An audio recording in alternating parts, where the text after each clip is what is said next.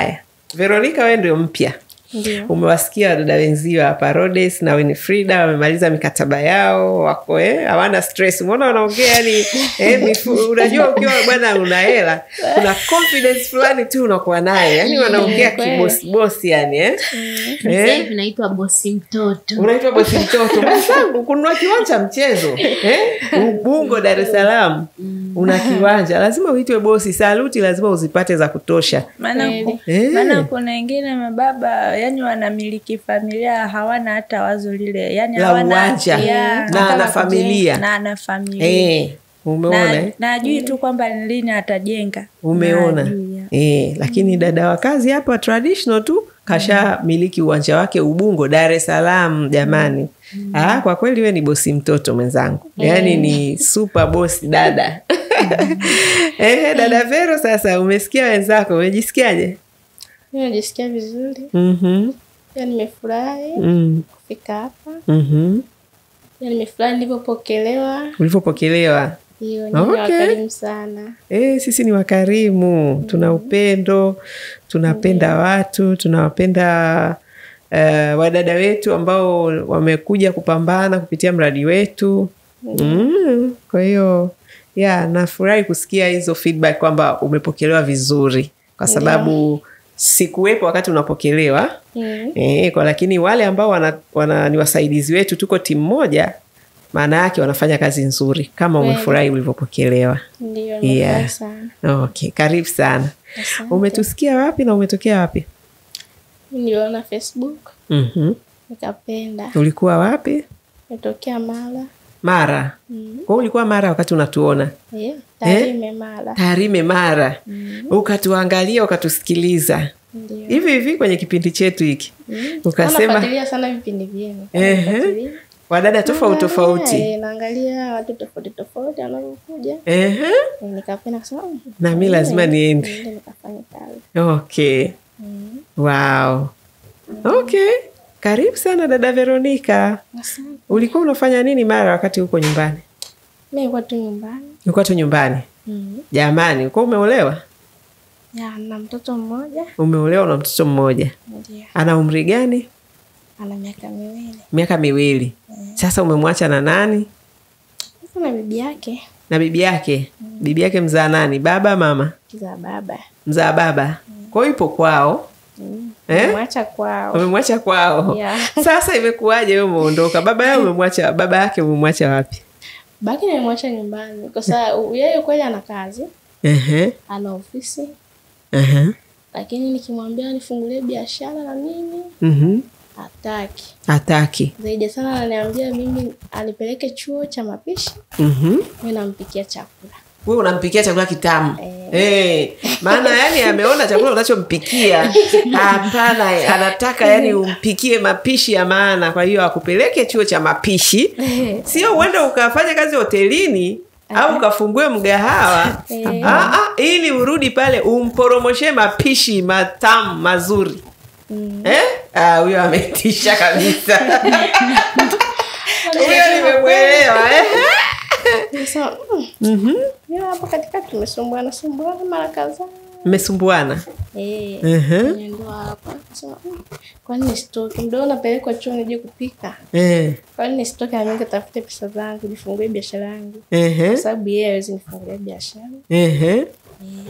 Na mtoto ambaye ni wifi yangu, mtoto wa mdogo wake amekuja pale. Yeye amempeleka kushona. Mimi nikimwambia anakuwa ugomvi.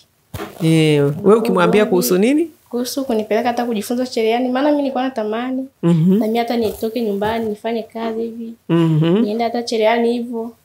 Anakataa. Ananiambia kwani mimi sikuoni umekaa nyumbani. Sio yani ugomvi tu. Kwa nilipoona hapa nikawafuatilia. Nasema kwani nitoke nifanye kazi. Nimesha tamka kwamba nikitaka kuondoka nimwachie mtoto wake. Alikutamkia hivyo? Ananitamkiaga kiasi. Nakwambia kutaka kuondoka wewe niachie mtoto wewe nenda. Ndio ngatafute maisha yangu, nipate pesa, fungue biashara yangu jiendeleze. Angalia maisha yangu tukavyoenda. Okay. Ndio ukafikia hatua ya kusema umwachie mtoto ukajitafute. Amwachie mtoto. Na ndio Ulimwaga sasa? Hapana, kwa kweli sikumwaga. Kwa nini? Kwa sababu alikuwa hayupo kwanza. Kwa ulitoroka? Hapana, sikutoroka. Niliondoka tu. Niondokaje sasa hujamwaga? Kumwaga sikumwaga. Lakini nimeondoka tu. Basi ngoja niondoke. Mlikuwa mmegombana? Ugomvi tu kila siku. Hawishi. Nikiongea tu kama hapo alikuja juzi, kuna siku alikuja. Akaniambia unipikie chakula. Nikamwambia sawa, utaikuja kwenye hotpot. Akasema sawa. Akaniambia sitaki cha hotpot. Nataka nikifika ndio uanze kupika. Na mle tunamopikia ni nyumba nyingine ambamo wanalala kina mama. Kwao unakuta wameshalala sana. Nikamwambia sawa, ukija nipike, nikaamshe watu nikapike. Napika chakula na hapo kwenye hotpot. Fanya hivi, acha. Nitakula na kukujua nitakuja nyumbani nimeshiba. Maugali yako utakula mwenyewe. Na mimi nikasema ngoja nipike, niweke hapo. Akija asipokula, sawa. Kwani tulipika, kaandaa, lakini alikuja akasema mimi sili maugali yako haya. Hivi na hivi. Kwanza uje kupika. Yaani nikajiuliza, siku zote miaka yote tuna miaka 6. Mmekaa miaka 6. Huyu ni wa 7 tunaenda kuvuka, leo ndo ameona sijui kupika. Kashapatikana mwingine anajua kupika huko. Nitakuwa naenda kula huko. Ngani sawa unaenda. Wewe unaenda unakula huko. Unakuja umeshiba. Chakula changu leo umekiona kibaya. Na kati miaka yote nakupikia, unakula. Sawa, chakula changu leo umekiona kibaya. Okay. Kuna siku pia niliondoka. Nikaishia Dodoma, alipiga sana simu. Anabembeleza rudi nyumbani. Nikarudi. Tena alitumia njia kunidanganya kwa mtoto anaumwa. Amezidiwa. Ndio sikia mtoto wangu anaumwa, akasema, ngoja nirudi nyumbani. Nimerudi. Dodoma ulikuwa umeenda kwenye nini? Nilikuwa nakuja huku Dar. Okay. Kwa ajili ya kuna rafiki yangu alikuwa amenitafutia kazi. Okay. Okay. Mama niambia nije, lakini nimesikia hivyo nikagairi safari ya kuja Dar nikaisha Dodoma. Karudi nyumbani. Nimekaa hapo mwezi ulikuwa mwezi wa 10 kabla ya maandamano. Ndio tena nimekaa mwezi wa 11 mwezi wa 12. Kama yule mwanaume. Yaani tulivyokuwa tunaishi mwanzo kabla hajapata hela. Tulikuwa vizuri kwa kweli. Amepata hela, mbadilika. Mambo mengi. Maana nakwambia usinitishe. Sasa hivi naweza kumpa kila mwanamke anayekuja mbele yangu 50 chap ninao. Nasema, mtu anakutamkia hivyo. Alafu isitosha afanye kazi hapo atuishi naye pamoja. Amuishi pamoja. Anafanya kazi Nyamongo. Anakuja kwa wiki, anakaa kwa wiki mara 2. Anakaa wiki 2. Ndo anajua kuja sasa ile wiki ya pili ndo anakuja Ijumaa, Jumamosi, Jumapili, Jumatatu anaondoka. Maana ni wa Sabato, Jumamosi anasali hapo. Jumapili anashinda anakaa hapo. Jumatatu anaanza safari tena. Mtu anafanya kazi mbali na wewe afana kuambia maneno kama hayo. Unajiongeza. Changamoto. Maana nakwambia mimi sasa hata sina shida na wewe. Nikisikia hivi na hivi najiongeza huko. Akisikia mzake anajiongezea huko. Hana muda wa kukusubiria. Live tu wala hata. Nikasema tukaishi yote huko Nyamongo. Nikisema hivyo nakuwa ugomvi. Ukimwambia twende yote Nyamongo. Nakuwa ugomvi. Ila hata mdogo wake kupa shemeji yangu anakaa naye huko naye anasemaga kabisa kaka hajatulia. Hata watu kule wanamsema sana. Ina maana anaofia mimi nikienda kule nitajua vitu vyake vingi. Hata uweza kukaa kwa amani. Kwa ananiambia hakuna kuishi Nyamongo. Kama unataka kuishi huko katafute mwanaume akuoe. Wapi huko mwingine? Sio yeye. Kama unataka kwenda kuishi Nyamongo, ukatafute mume mwingine huko. Sio yeye. Sio yeye sasa. Nikaishi naye sasa. Kwa majibu yote unapewa ila wewe mwenyewe tu unaamua kwa kinganga. Nilikuwa nang'ang'ania sema labda navumilia tu. Navumilia, hizi ndio ndoa hizi. Ndio sema sasa kazi imepatikana hapa. Je, niende mara ukitaka kuondoka uniachie mtoto wangu nitamtunza. siende na mtoto wangu huko si wapi. Sema kweli. Kwa uliwahi kumwambia kwamba nitaenda kufanya kazi au taondoka? Yeye mwenyewe kugana niambia, yani tukikusana tu kidogo neno la kwanza ondoka uende kwenu. Lakini ukiondoka niachie mtoto. Lakini ukienda kwenu niachie mtoto wangu nimtunze. Na kwenu ni wapi? Kwetu ni huko Mara. Na ni Mara huko. Wakati mnaoana wewe ulikuwa unafanya shughuli gani wakati mnakutana naye? Mimi nilikuwa sina shughuli yoyote. Ulikuwa una shughuli yoyote? Kwa hiyo mlivyoingia kwenye ndoa ikawaje sasa ukaanza kudai shughuli za kufanya? Kwa sababu yeye mwenyewe ndiye aliniahidi kwamba atakaponioa atanipeleka kujifunza cherehani. Mimi nashona. Rafiki yangu yule mdogo wake alipelekwa kwenye cherehani. Akajifunza akajua. Nikamwambia sina mimi niende. Subiri mpaka hivyo ndo miaka ikaenda. Miaka ikaenda. Jamani wanawake sasa mnasikia, lakini maana story ya Veronica inafanana na wadada wengi sana tu, kwamba mwanaume anakupa maadi kibao kwamba atakufanyia hiki, atakufungulia biashara au atakusomesha, lakini ukishafika ndani nafikiri ahadi zote zinakufa, ndio? Walio wengi. Kwa hiyo nafikiri tunakosea kufikiri kwamba tutakwenda kufanikiwa tukienda kwa kuolewa. Tutafanikiwa tukienda kwa wanaume. Hayo ndio malezi tuliolelewa. Kwa hiyo wanawake mnisikilize, especially wasichana ambao ushauri huu utawafaidisha sana wale ambao bado hamjafika kwenye hizi hatua ambazo dada Vero alifika. Lakini hata kama umeshafika na unaona mambo yaendi, sio vibaya kuanza upya kama Vero alivyoamua kuanza maisha yake upya. Amekuja hapa kufanya kazi ili aweze kujenga mustakabali wa maisha yake. Kwa hiyo ukiona uliahidiwa na mwanaume lakini mambo hayaendi, ndugu yangu, kwanza ulikosea kufikiri kwamba utatoboa ukienda kwenye ndoa, utatoboa ukienda ukiolewa, utatoboa ukimtafuta mwanaume kabla hujatafuta maisha yako. Unatakiwa ujiandae. Kama ni hiyo cherehani yake, anatakiwa ajiandae. Mwanaume akija akukute unashona, na ukiwa kwenye ndoa uendelee kushona, na hiyo ndoa ikishindikana bado uendelee kushona. Yaani mwanaume akukute una biashara zako, una maono, una malengo, una vitu vya kufanya. Atakapokuwa vile vitu visife, usisitishe kwa sababu umeolewa. Hilo ndio kosa kubwa sana wanawake tunafanya Tanzania, na tumelelewa hivyo, lakini sasa tuko hapa kurekebisha. Tunarekebisha makosa. Makosa ni yapi? Wasichana, wanawake, tusiende kwenye hizi ndoa kama mizigo. Actually, wewe ni msaidizi. Kila siku naimba hapa. Mimi namshukuru Mungu kwamba kwa namna ambavyo mpaka sasa hivi amenipa hekima ya kutambua kwamba sisi wanawake tumeumbwa kama wasaidizi. Kwa hiyo msaidizi ni mtu mwenye nguvu jamani.